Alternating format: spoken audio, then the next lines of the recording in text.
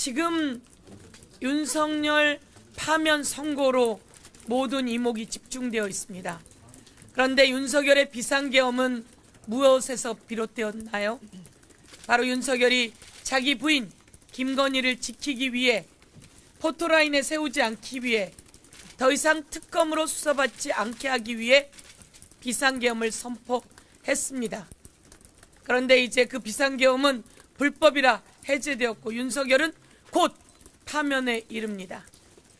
명태균 게이트 관련해서 윤석열의 이름, 윤석열의 육성, 김건희의 이름, 김건희의 육성, 윤상현, 김진태, 박완수, 끝내는 홍준표, 오세훈 모두의 이름이 나오고 있습니다. 오늘은 이창수 지검장, 돌아온 윤석열의 검사 이창수에게 국민의 명령을 합니다. 김건희를 소환하세요. 그래야 이창수가 제대로 된 중앙지검장인지 확인됩니다. 그런데 또 뭉갤 가능성이 높습니다. 그래서 오늘 김건희 소환을 촉구합니다. 김건희에 대한 철저한 수사를 촉구합니다. 김건희는 윤석열 대통령과 함께 김영성 공천에 개입했고 김상민 검사 공천에 개입했고 김건희와 윤석열의 육성이 나왔고 김영선을 공천하면서 또 그 다음에 김상민 공천을 도와주면 공기업 사장 또는 장관 자리를 준다고 했고 끝내는 명태균에게 국정원 자리는 어떠냐고 이야기를 했습니다.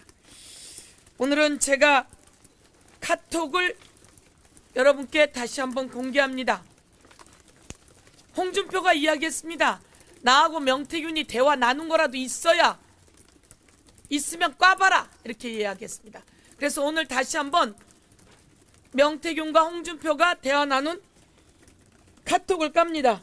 2021년 12월 5일 생신 축하드립니다 라고 명태균이 이야기하니까 홍준표가 땡큐라고 넣었습니다. 그리고 23년 7월 10일 무덥고 습한 날씨 건강 조심하세요 라고 하니까 홍준표 명사장 요즘 어떻게 지내나 라고 하니까 명태균 건강 잘 챙기세요 라고 이야기를 합니다. 이거로 끝난 게 또 아닙니다. 23년 8월 24일 홍준표 비서가 명태균 씨에게 생일 선물을 준 모양입니다. 그래서 홍준표 시장이 생일이라고 보냈어요 라고 카톡을 다른 이하고 주고받은 다음 밑에 홍준표가 명태균에게 보냅니다. 건강하게 잘 지내시기 바랍니다. 수없이 많은 증거가 나왔는데요. 이 증거가 나오자 홍준표가 이야기합니다. 범죄 저지른 거 있으면 내놔 이렇게 이야기합니다. 자, 이거는 최용희 홍준표의 최측근이 바로 당원 명부를 보낸 카톡 내역입니다. 이 내용을 여러분께 다시 한번 공개해드리면서 이창수 지검장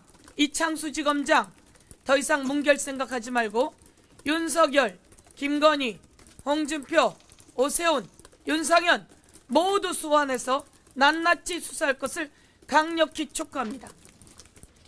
홍준표 시장 명태균과 카톡했습니다. 홍준표 시장의 새빨간 거짓말이 드러났습니다. 홍준표 시장이 명태균 휴대폰에 목소리나 카톡 한 자도 없을 것이라고 자신했지만 홍준표 시장과 명태균이 주고받은 카톡이 나왔습니다. 남상권 변호사가 카톡 한번 까보라고 해서 카톡을 깐다고 하면서 밝힌 내용은 다음과 같습니다. 명태균의 휴대폰에 다 있다고 합니다. 2021년 12월 5일 명태균이 홍 시장에게 생신 축하합니다라고 문자 메시지를 보내자 홍 시장이 명 씨에게 땡큐라고 답변을 합니다. 2023년 7월 10일 명 씨가 홍 시장에게 무덥고 습한 날씨에 건강 조심하세요 라는 문자를 보내니까 홍 시장이 명 사장 요즘 어떻게 지내냐 라고 답했고 그러자 명 씨는 건강 잘 챙기세요 라고 합니다. 2023년 8월 24일 홍준표 비서가 명태균 생일 선물을 들고 왔고 그 다음날 홍준표 시장이 명태균에게 건강하게 잘 지내시기 바랍니다 라고 문자를 보냈다고 합니다. 그 카톡을 공개합니다. 좀 전에 우리 서영교 단장께서 공개했던 그 카톡이 되겠습니다. 홍 씨 측근이 명태균에게 당원 명부 제공한 불법 카톡도 나왔습니다.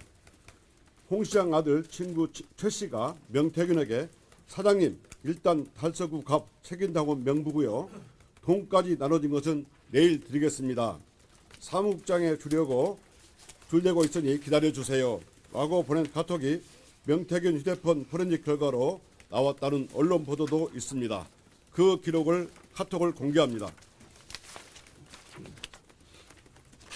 이와 같습니다. 홍준표 시장 카톡 대화 나왔습니다. 정계 은퇴하라. 또 말 바꾸는 홍준표입니다. 홍준표 시장은 카톡이 나오자 말을 바꿨습니다. 명태균과 작당한 게 나와야 될 것 아니냐. 명태균 범죄에 연루됐다면 정계를 은퇴하겠다라고 합니다.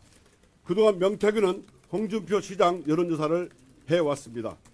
2020년 국회의원 선거 때도 2022년 대구시장 선거 때도 명태균이 홍 시장의 당선 가능성을 먼저 여론조사로 따져본 후에 홍 시장의 출마 선언이 이어졌습니다. 여론조사 비용은 측근들이 대납했습니다. 검찰 수사 기록과 관계자 진술을 종합하면 홍준표 측근들의 여론조사 대납 금액은 1억 원이 넘습니다. 명태균의 홍준표 맞춤형 여론조사와 비용 대납에 대해 홍준표 시장은 책임있는 대국민 사과와 함께 본인 말대로 정계 은퇴해야 합니다. 검찰은 신속하게 홍준표 시장을 소환 조사하십시오.